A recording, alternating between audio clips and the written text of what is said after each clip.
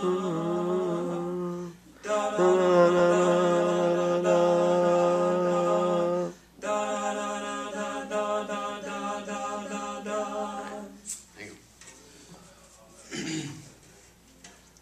not actually sure how to say that, because the value that got to be didn't really stay that constant. I'm not really sure how to say what I'm thinking. Right. You know? I've been there. Because it's 1 and 2 and 1. So you just gave yourself the answer to some degree.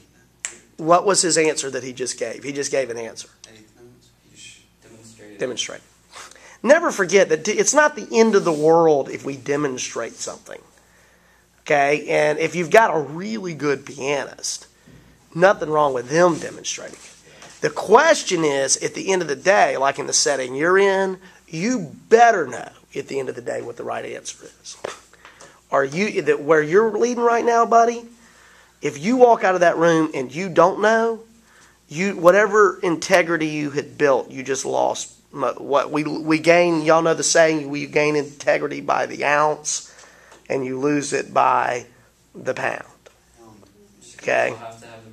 Never, folks, never has that been more true in the world of worship for young worship leaders going into the settings you're in.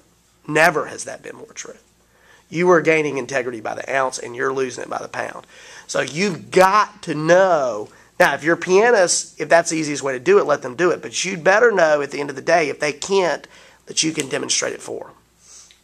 Okay, and even then, you got to be careful, like not being like, well, see, of course, I knew the rhythm. All right, so yeah, demonstrating it's fine. I think that's the best way to do it. So do I need to re-demonstrate it? Or I don't know. Yeah. You'll find out. Yeah, I guess so. All right, here we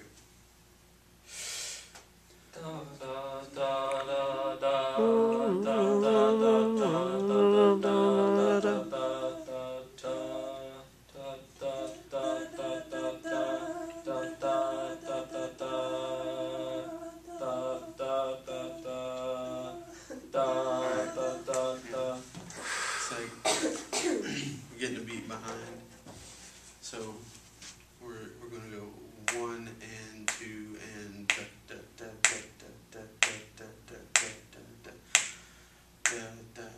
da da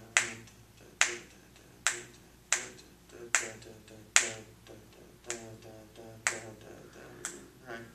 So it will flow, but it's mostly going to have the feel of eighth notes and triple. Part of what you can help with on communication is your eighth note constant from measure to measure? Like, does an eighth note equal an eighth note, or does a quarter note equal a dotted quarter? Because if a quarter equals a dotted quarter, that's obviously going to feel different. Like in the Rudder Requiem, he does eighth note equals eighth note on most of his transitions, which is a totally different feel than quarter equals dotted quarter, right? That's the other thing he could do to clarify. That would be helpful to know that. So you got to decide which of those it is.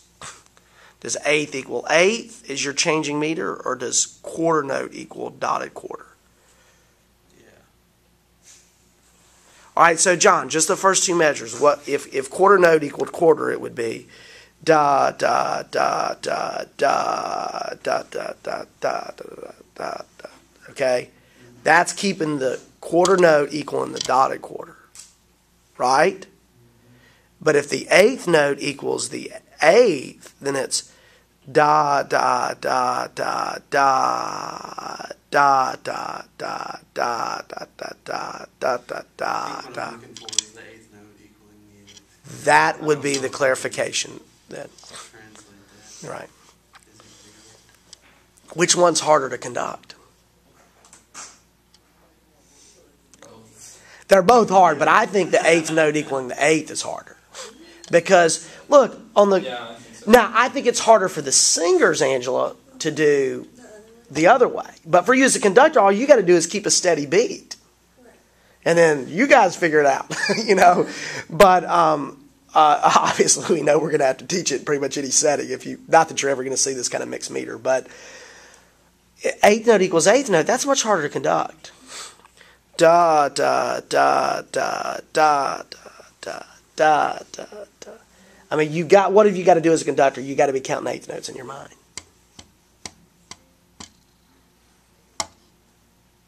Now, if I were practicing this,